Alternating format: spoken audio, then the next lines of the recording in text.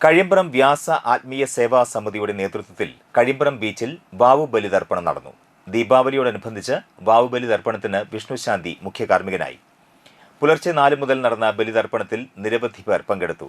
വ്യാസരക്ഷാധികാരി സുരേന്ദ്രൻ നെടിയിരിപ്പിൽ, വിജയകുമാർ, സുബ്രഹ്മണ്യൻ, ശ്രീദേവി, ഗിരിജ, ഷാ കഴിമ്പ്രം, സജിത സുഭാഷ് എന്നിവർ വാവുബലിക്ക് നേതൃത്വം നൽകി. ഗുരുർവിഷ്ണു ഗുരുർദേവോ മഹേശ്വര ഗുരു സാക്ഷാത് പരം ബ്രഹ്മ തസ്മൈ ശ്രീ ഗുരവേ നമഃ. ഏകദന്തം മഹാകായം തപ്തകാഞ്ചനസന്നിഭം